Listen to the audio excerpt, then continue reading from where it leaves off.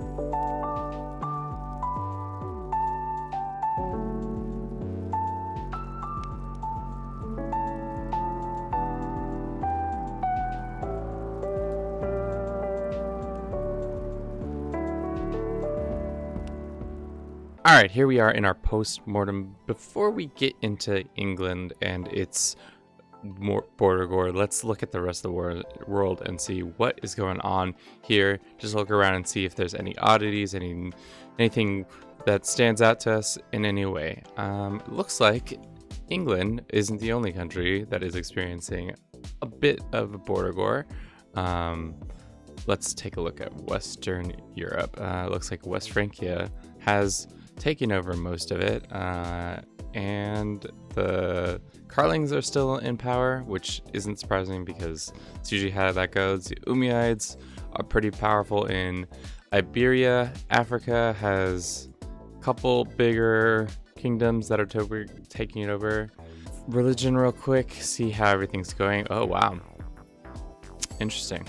Some different Muslim faiths that you don't usually see pop up are in existence. Orthodox has been completely ousted pretty much. Catholics still pretty strong.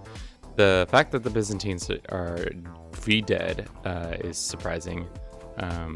Sicily has been routed, or Sicily is a bunch of Serbian Muslims. Good and all. Let's just get back to our 91 Immortals and see who lived, who died, and who succeeded. Right off the bat, I think the Welsh are the most powerful ones, but who knows? Maybe the English. English did a good job expanding off island, but we mostly only care about on island stuff.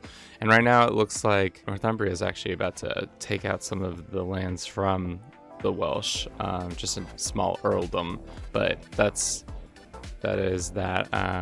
And they're fighting against peasants as well. It looks like Wales is having a bad time. But let's see who of our Immortals is still in existence. 12 of them are still kicking, which is surprising. Also, I think for the first time we have thin Immortals. It's what happens when you become a mercenary captain. You get real skinny, or you stay skinny. Maybe it's the cancer, who knows. Do they all have the cancer?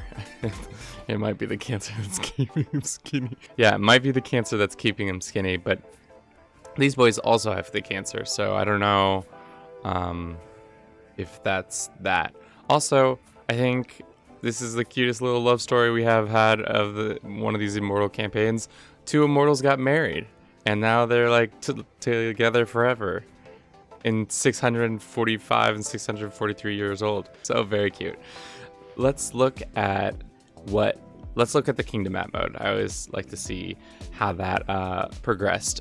So we got Mercia, we got the English, we got Ireland, we got Northumbria, and we got the Man and the Isles, and as well as Scotland. It looks like the Man and the Isles did to have a pretty good run. I would like to see which Immortal created that. It looks like it was one of our Norse boys. So he had it for a while, and then his son had it, and then slowly but surely it seems like they lost steam over time to other families and such. So of our mortals who are still in power, there's only 2 who are kings. King of Northumbria, King of Wales. Those are the 2, and then the rest are either ousted from power or just kind of living the good life as a mercenary captain, looking thin and looking good. What life would that be if you just had and lived forever as a mercenary captain? Just a thing to ponder on. Let's look at culture. Looks like Norse culture stayed pretty prevalent in this game. Irish has been almost stamped out by the Cumbrians, and we have some Bavarians here too. Wow. As for religion, Catholic, still supremacy with some heretics popping up here and there. Nothing too crazy there. And then development. Ooh, wow. Pretty equal amounts of development across the land. Huh. I guess they did have that period at the beginning of the game where it was like ostensibly like a pretty long time where nobody was really conquering anybody. And everybody was just kind of sitting around developing the land. But this is pretty developed comparatively. I think the Welsh win on land and that, but they are about to maybe go through some tough times in the coming years where things aren't going to be as good as they were. I still can't believe Mercia is a kingdom. maybe that's what happens when you let a bunch of immortals hang out for too long. They just start creating wild kingdoms. So we'll give it to Wales this time with their awesome land power and grab. I'm surprised the Kingdom of Man and the Isles was created. Cutest love story that we've seen thus far. Also created this time lapse. So that's all I have for you today. Thank you so much for watching. If you enjoyed this, please don't hesitate to like, comment, subscribe, do all those wonderful things as you normally do. And always have a good rest of your day. Ciao.